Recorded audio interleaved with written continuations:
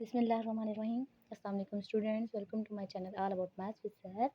आज की video class 8 के लिए है। चैप्टर 1 है operations in set and exercise 1.2 है। फर्स्ट क्वेश्चन है इसका वेरीफाई। वेरीफाई का मतलब show that, prove that, show के मतलब इसको प्रूव करें या प्रूफ, हम इनमें से कोई भी इसके लिए यूज़ कर सकते हैं, लेकिन वेरीफाई का भी मतलब दोनों यही होता है। ठीक है। अच्छा जी, सबसे पहले हमने प्रूफ करना क्या है, हमने ये प्रूफ करना है। इसका हमने फर्स्ट पार्ट लिया, मैं आपको दिखा भी देती हूँ। ये है जी question 1 exercise 1.2 and A part भी लिखा हुआ है A union B and B union A. Okay, ये लिखा है। फिर उस साथ ही दूसरा पार्ट भी दिया हुआ है, मतलब उसको इंटरसेक्शन में करना है। इसका मतलब पता है क्या है, ये एक क्वेश्चन है तो इसको हमने 2 दफ़ा करना है। 2 दफ़ा कैसे करना है, एक के लिए यूनियन के लिए करना है, एक हमने इंटरसेक्शन दोनों के लिए करना है। ये फर्स्ट वैल्यूज़ लेनी है हमने, फर्स्ट पार्ट उसको पहले ए यूनियन में करना है, फिर इंटरसेक्शन में करना है, दोनों में। तो सबसे पहले या तो आप इस तरह कर लें, अब 2 तरीके हैं। आप क्या लें, फर्स्ट वैल्यू लें, ठीक है, उसको आप यूनियन में भी करें, इंटरसेक्शन में भी करें, ए पार्ट भी हो जाएगा, बी पार्ट भी हो जाएगा। फिर सेकंड लें और उस पर भी ए एंड बी दोनों कर लें, या ए लें, ए में जो आपने प्रूफ करना है वो लें, और ए और बी सॉरी 1 एंड 2 दोनों की अलग अलग वैल्यू लें, पहले यूनियन फाइंड कर लें दोनों का। फिर नेक्स्ट में बी लें और बी की जगह पे दोनों की आप कर लें। तो मैं आपको कैसे कराने लगी हूँ, एक ही वैल्यू लेते हैं, उसको पहले ए में कन्वर्ट करते हैं और फिर इसको बी में, ताकि हमारे पास दोनों दोनों वैल्यू की जो है वो कैलकुलेशन हो जाए। ओके जी, सबसे पहले आपने लिखना कैसे है, A union B is equal B union A. हमने ये वेरीफाई करना है ना।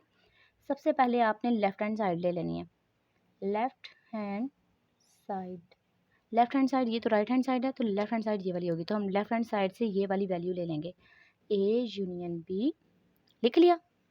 अच्छा, आपने इसको यूनियन ऐसे नहीं लिखना, ये लिखना गलत है, इसको आपने सिंपल ऐसे लिखना है, ठीक है। और इंटरसेक्शन को ऐसे, कुछ बच्चे पता है क्या करते हैं, वो इंटरसेक्शन का ना एंड बना देते हैं, नो ये भी गलत होगा।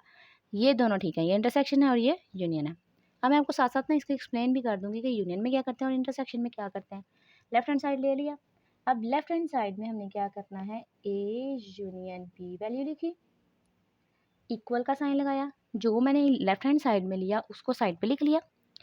फिर इक्वल का साइन लगा के सबसे पहले क्या है, ए, तो आपने ए का सेट लिखना है, 1 2 3 सो ऑन। इसका मतलब पता क्या है कि कोई भी वैल्यू इसमें मिस नहीं है, 1 2 3 4 5 6 7 8 9 10, मतलब सारी काउंटिंग 10 तक।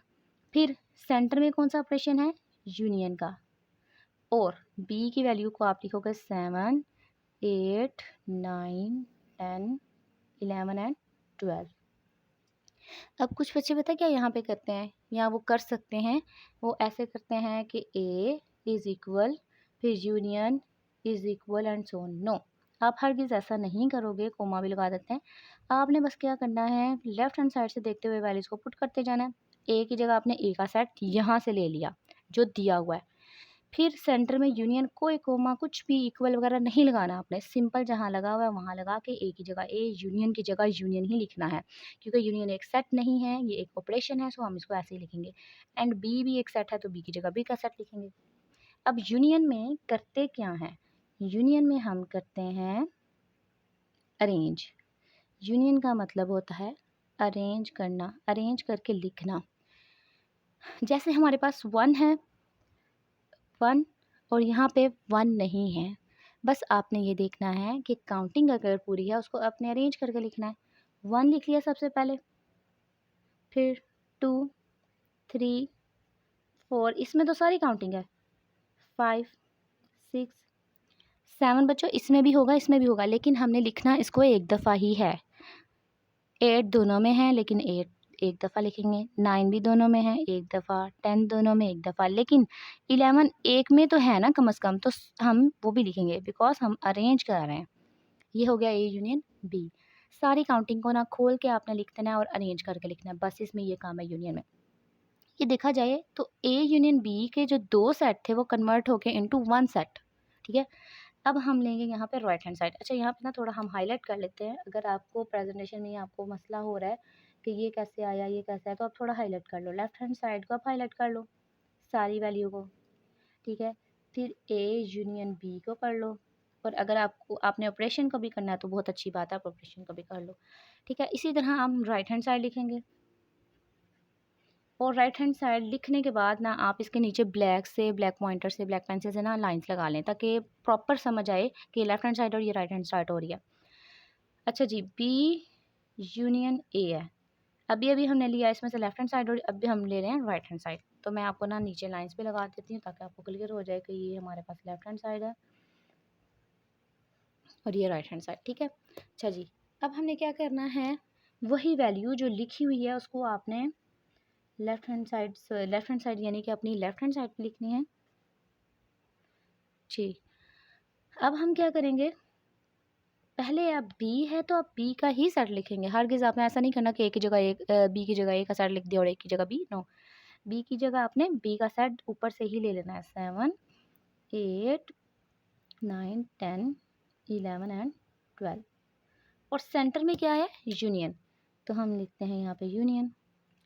सो ए की वैल्यू अब हम लिखेंगे, बिकॉज बी की लिख ली, यूनियन लिख लिया, एंड ए की वैल्यू है 1 2 3, ऊपर से लेनी, ये वैल्यूज़ आपको गिवन होंगी।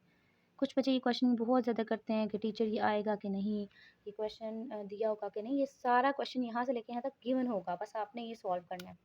अच्छा जी, नेक्स्ट इसमें भी सेम अरेंज करेंगे। देखो ज़रा, आपने हरगिज़ ये नहीं करना कि आप 7 से स्टार्ट कर दो, काउंटिंग जहाँ से स्टार्ट होती है वहाँ से स्टार्ट करेंगे।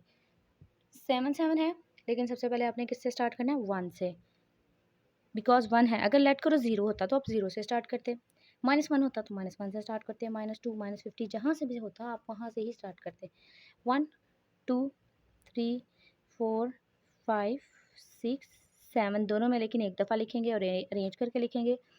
8 दोनों में है, 9 10 11 एंड 12, ठीक है। ये आपका प्रूव हो गया। अब आपने देखना है कि जो लेफ्ट हैंड साइड का आंसर आया वो और राइट हैंड साइड का आंसर आया वो सेम है। हम क्या लिखेंगे, हैंस प्रूव्ड या हैंस वेरीफाइड,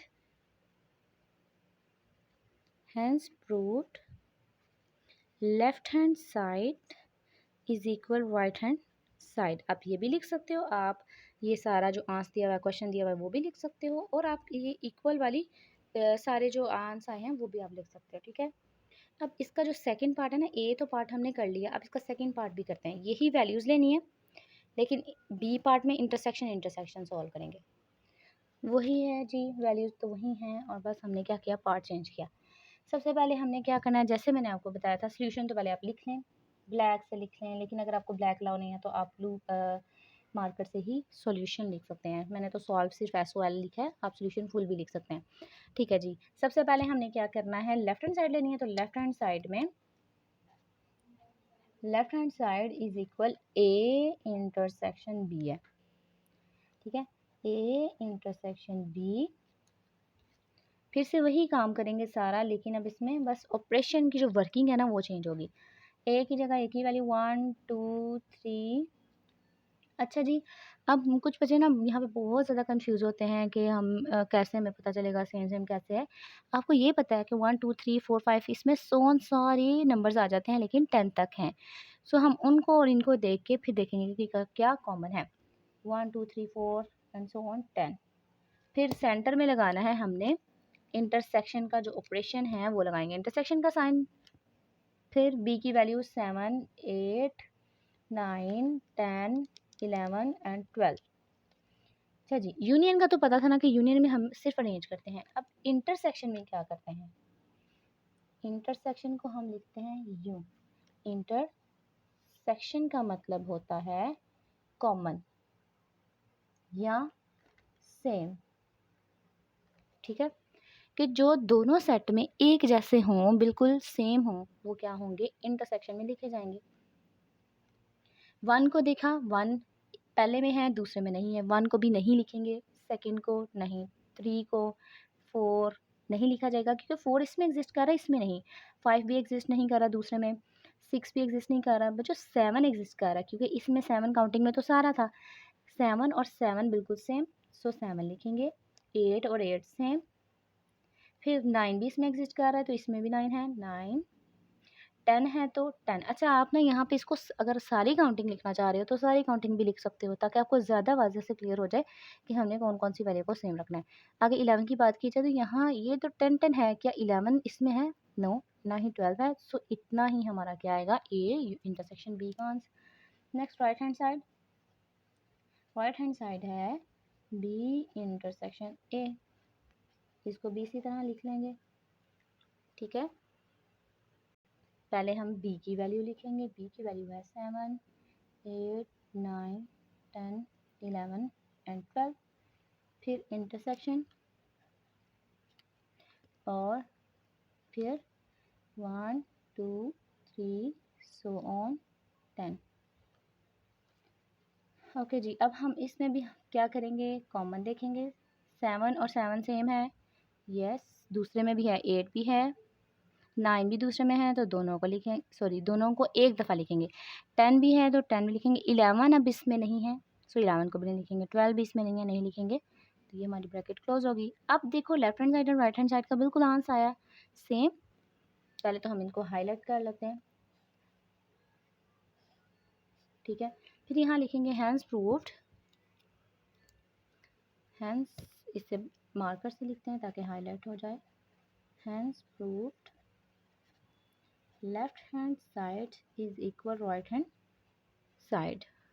अच्छा जी स्टूडेंट्स, अब ऑपरेशन हमने वर्किंग वही करनी है, लेकिन वैल्यूज़ चेंज है।